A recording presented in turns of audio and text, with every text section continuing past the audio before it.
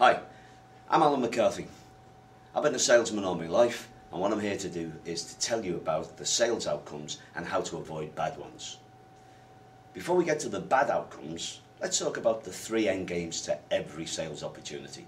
They fall into three categories. The first one is what we call the golden deal. Now, the golden deal is when you win the deal at a price near your list price, with a product that you take off the shelf, your vanilla product if you like, needs no amendment to it, no engineering advantage, no messing with it, okay, just straight off the shelf. And the third thing about the golden deal is it comes in on the week or the month that you forecast. So everyone in the business, your boss, the factory, everyone who has to deliver it knows it's coming in at the right point, at the right time, with the right product, and everyone's happy with the price. That's a golden deal. Maybe we should call it the golden ideal. It's what we're all striving for. That's the first one, the golden deal. The second one, and you don't have to like this, but you have to get used to it, will happen. The second one is what we call the lost deal. Now, the lost deal is exactly that. You don't win. Okay? One of the problems in sales is you're not going to win them all the time. You don't have to like it. You don't have to get used to it, just have to be aware it will happen to you. During your career as a salesperson, you will lose deals.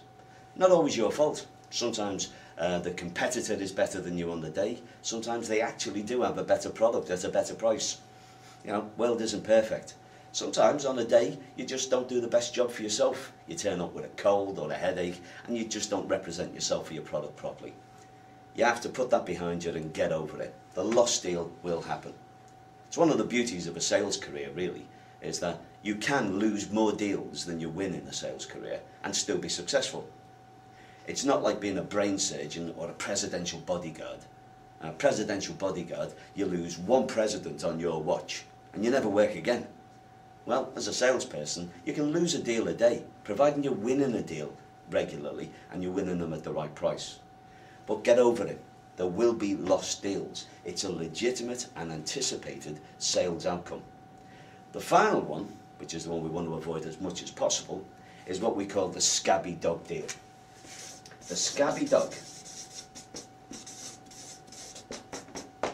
is when you win a deal, but it's at a lousy price. You've had to discount it, you've had to negotiate like hell, you've had to give freebies away. So the price itself is nowhere near your list price. Everyone is unhappy with that. The second thing is the product itself. You've had to tinker with the product, or you've had to amend it, or you've had to engineer it differently for this particular customer. Sometimes out of all recognition, it's not the original product you took off the shelf this morning. You're not even sure it's going to work properly. And then the third thing is the forecast. You've probably been forecasting this to your boss, to the factory, to the organisation for the past 6 months. It started out in January, and here we are now in June. We're just about to close the deal. But we've told them every month over the past 6 months, yes, boss, it'll come in. Yes, get the factory ready. Yes, we're ready to sell this.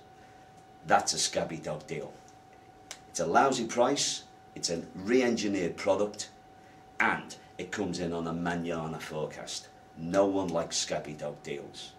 You spend your life with a dog like that, taking it to the vets, buying it unguents, pills, staying up all night while it cries in the kitchen. The one thing you don't want to do with this customer is just spend your life looking after it. Why? Because it just costs you more and more all the time. So what we're going to do is I'm going to show you how you can avoid the Scabby Dog deal. There are three things we're going to show you. The first one is we're going to talk to you about how you can plan to avoid these. Now, this is what we're going to use, the Sales Target Assurance Planning tool. And embedded in that, we use the GOSPA structure. I'll explain more about that later. The second thing we're going to do is we're going to look at the individual deals that you're working on at the moment, and we're going to look at a risk analysis tool. And for this, we use Igor Ansov's risk analysis. And we'll look at the 4 types of risk that you're going to incur, which should either preclude or avoid a Scabby Dog deal. And then finally what we're going to do is we're going to look at your first 20-minute meeting with every customer. And I'm going to give you a 5-point plan as to how to avoid being sucked into a Scabby Dog deal, or even worse, creating one for yourself. So we're going to look at Gospel within Sales Target Assurance Planning. We're going to look at ANSOP's risk prediction tool, and we're going to look at the 5-step qualification for your first meeting. Thank you.